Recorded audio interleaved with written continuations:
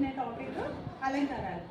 ఈ అలంకారాలు అనే టాపిక్ 6th క్లాస్ నుంచి డిగ్రీ వరకు కూడా మొత్తం తెలుగు గ్రామర్లో ఎప్పుడూ ఇదే రిపీటెడ్గా వస్తుంది.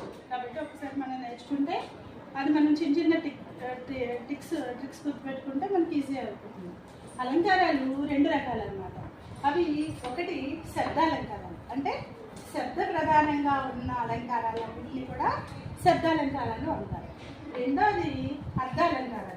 అర్థాలంకారాలు అంటే అర్థ ప్రధానంగా ఉన్న అలంకారాన్ని అర్థాలంకారాలు అంటారు. అయితే శబ్దాలంకారాలు 6 రకాలు అన్నమాట. అందులో మొదటిది అంశానుప్రాస అలంకారము. మనకి చూడండి నాన్న, ఇక్కడ అంశం అంటే ఏంటి? చివర మనం ఏదైతే అలంకారం చదువుతామో అందులోనే దాని అర్థం ఉంటుంది. ఒకసారి చదివినప్పుడు చూసుకోండి. అంశము అంటే ఏంటి? చివర. ప్రాసం అంటే ఏంటి? ఒకే పదం రావడం.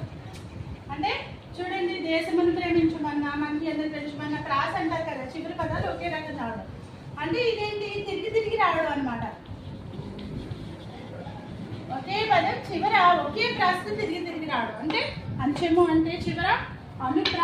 ప్రాసము అంటే ఒకే రకమైన 2 జంట పదాలు రావడము. అనుప్రాసము అంటే ఏంటి? తిరిగి రావడం. కాబట్టి వీటిని అంశానుప్రాస అలంకారము అంటారు. ఇందులో మనకి డెఫినేషన్ ఏం చెప్తాము? నిర్వచనం: ఒక అక్షరం లేదా 2-3 అక్షరాలు వాక్యం చివర మాటికి వస్తే దాన్ని అంశానుప్రాస అలంకారము అంటారు.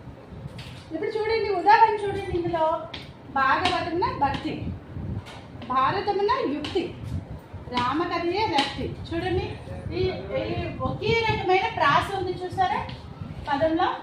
అలాగే చూడండి, దేశమును ప్రేమించుమన్నా,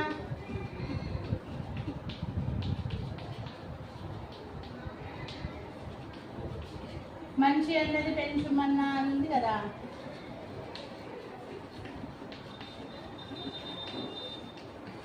ఇది ఏదైతే ఉందో దీన్ని ప్రాసనేమో అంటారనమాట. అంటే ఒకే రకమైన చివర అంశంలో ఒకే రకమైన ప్రాసతో వచ్చేదాన్ని ప్రాసనేమో అంటారు. కాబట్టి దీన్ని అంశానుప్రాస అలంకారము అంటారు. రెండో అలంకారము వృత్యానుప్రాస అలంకారం. వృత్తము అంటే ఏంటి? ఆవృతం అవ్వడం, అంటే రిపీటెడ్గా అదే అక్షరం రావడం. చూడండి, ఒకే హల్లు పలుమార్లు పునరావృతం అయ్యే అలంకారం వృత్యానుప్రాస అలంకారం. చూడండి, ఇక్కడ హల్లు మాత్రమే మీరు ఐడెంటిఫై చేయాలంటే, అలంకారాలు గుర్తించాలంటే మీరు హల్లు మాత్రమే, అచ్చులు కాదు. ఆ నుంచి ఆహా వరకు ఉన్న అచ్చులు, కా నుంచి బండిరా వరకు ఉన్నవి హల్లులు. కాబట్టి ఒకే హల్లు పునరావృతం అవ్వడాన్ని వృత్యానుప్రాస అలంకారం అంటారు. ఉదాహరణ చూద్దామా, చిట్టపట్ట తిరుగుకుంటూ టప పడుతున్న వేళ. ఇక్కడ టా అనే అక్షరం కొంచెం గ్యాప్ తోటి మళ్ళీ అదే వచ్చింది. దాన్ని వృత్యానుప్రాస అలంకారము అంటారనమాట. నెక్స్ట్ మూడవది ఏంటంటే చేకానుప్రాసం. చేకము అంటే ఏంటి? హల్లుల జంట. హల్లులు అంటే 2 హల్లుల జంటని చేకము అంటారనమాట. అంటే ఒక వాక్యంలో 2 హల్లుల జంట మళ్ళీ రావడాన్ని, అర్థభేదంతో పదే రావడాన్ని చేకానుప్రాస అలంకారము అంటారు. దీనికి ఉదాహరణ చూడండి, నీకు 100 వందనాలు. అంటే 100 అంటే 100 సార్లు, వందనాలు అంటే నమస్కారాలు. కానీ 2 ఈ హల్లుల జంట ఏదైతే ఉందో అది 2 కూడా అర్థభేదంతో 2 సార్లు వెంటనే ప్రయోగించబడింది అన్నమాట. కాబట్టి ఇది చేకము అంటే చేకానుప్రాస అలంకారం, హల్లుల జంటతో ఉండే అలంకారం అన్నమాట. నెక్స్ట్ నాలుగోది ఏంటంటే లాటానుప్రాస అలంకారం. ఒకే పదం తాత్పర్య భేదంతో మళ్ళీ ప్రయోగించడం లాటానుప్రాసం. అంటే శ్రీనాథు వర్ణించు జిహ్వ అంటే ఏంటి? నాలుక. శ్రీనాథుడు అంటే ఎవరు? విష్ణుమూర్తి. శ్రీనాథుడిని వర్ణించి అంటే ఆయన గొప్ప కీర్తిని గురించి చెప్పే నాలుకే నాలుక. జిహ్వ అంటే మొదట నాలుక అని అర్థం వస్తుంది. రెండవది ఏంటి? ఎంత పుణ్యం చేస్తుంది అని వస్తుంది. అంటే చూడండి, ఎంతోమంది పోతన భాగవతం రాశాడు. ఆయన భాగవతం రాసి ఆయన పద్యాలు చక్కగా పాడారు. ఆయన ఎంత గొప్పగా రాశారు, ఎంత చక్కగా పాడారు. కాబట్టి నీ జిహ్వ అంటే నీ నాలుకే నాలుక, నువ్వు ఆ హరికీర్తిని పాడావు కాబట్టి నువ్వు ఎంతో పుణ్యం చేసుకున్నావు అని చెప్పే అర్థంతో ఉందన్నమాట. కాబట్టి ఈ జిహ్వకి మొదటి భేదంలో తాత్పర్యం, ఇక రెండో భేదంలో ఒకటి నాలుక, రెండోది పుణ్యం చేస్తుంది. కాబట్టి తాత్పర్యం అంతా మారిపోయింది కదమ్మా. కాబట్టి దీన్ని ఒకే పదం తాత్పర్య భేదంతో మళ్ళీ ప్రయోగించే అలంకారాన్ని లాటానుప్రాస అలంకారం అంటారు. ఐదవది యమకాలంకారం. యమకాలంకారము ఇంచుమించు లాటాని ప్రాసాలంకారము ఒకేలా ఉంటుంది. దాన్ని ఈజీగా గుర్తించాలి అంటే ఇక్కడున్న పదాలు కూడా మారదు, మీరు వర్ణక్రమం కూడా మారుతున్నాను. మీరు సరిగ్గా గుర్తించాలంటే ఇక్కడ ఏదైతే ఉందో లాటాని ప్రాసలో అదే పదం తిరిగి వస్తుంది, కానీ యమకాలంకారంలో అదే పదం తిరిగి రాదు. అమ్మా చూడండి, కానీ అర్థభేదం తాత్పర్యభేదం ఒకే విధంగా ఉంటుంది. ఒకే పదాన్ని అర్థభేదంతో ప్రయోగించడం యమకాలంకారం.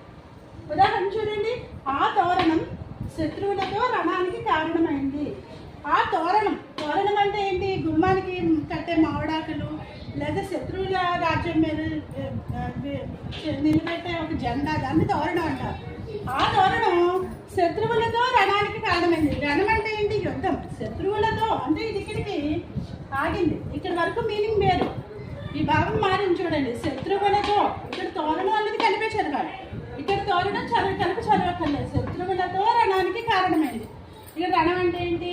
యుద్ధానికి కారణమైంది అని అర్థం. ఓకే, ఆఖరి అలంకారము ముక్త పదగ్రస్త అలంకారం. అంటే ముక్త పదము అంటే ఏంటి? విడిచిపెట్టబడిన పదం అనమాట. అంటే చివర వదిలేసిన పదాన్ని ముక్త పదము అంటారు. అంటే ఒక పదం కానీ వాక్యం కానీ పద్యపాదం పూర్తవుతుందో అదే పదం తర్వాత పద్యపాదానికి మొదట ప్రారంభం అవ్వడమే ముక్త పదగ్రస్త అలంకారం. అంటే చూడండి, ఇక్కడ ఉదాహరణలో చూడండి, సుదతి నూతన మదన, మదన తురంగ పూర్ణ మణిమయ సదన, సదనామయ గజ రదన, రదనా కేంద్ర నిపకీర్తి రస నరసింహ ఉంది కదా. ఇందులో పద్యపదంలో మొదటి హల్లులు సుదతి అనే పదం వచ్చింది, చివర మదన అనే పదం వచ్చింది. ఈ చివర వచ్చిన ఈ పదం మదన అనే పదం పద్యంలో రెండవ లైన్లో చూడండి అమ్మా, మదన మొదటి ప్రారంభం అయింది. ఈ పదంతోనే ప్రారంభమైంది రెండో లైన్. పద్యంలో మొదటి లైను ఏదైతే చివరి ఎండ్ అయిందో పూర్తయిందో ఆ పదంతో, ఆ పదంతోనే రెండవ పంక్తి స్టార్ట్ అయిందనమాట. అలాగే ఇందులో చూడండి, సదన చివరి పూర్తయింది. మళ్ళా అంటే ఈ పద్యపాదం చివరి పదం సదన, దీని మొదటి పాదం సదనాతో మొదలైంది. సదనా మయ గజ రదన. ఇప్పుడు రదన ఉంది కదా, దీంతో ఆఖరి పాదం రథ నాగేంద్ర నిపకీర్తి రస నరసింహ అని వచ్చింది.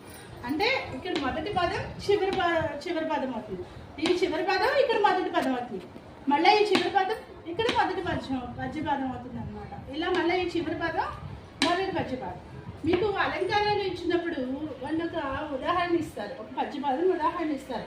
అప్పుడు మనం ఇందులో ఈ పదాలు చివరి వచ్చాయా, దాంతోనే ఆ పదం రెండో పంక్తి స్టార్ట్ అయిందా అన్నది మీరు గుర్తించగలిగితే కనుక అది ముక్త పదగ్రస్త అలంకారం అని ఈజీగా మార్కులు వస్తాయి.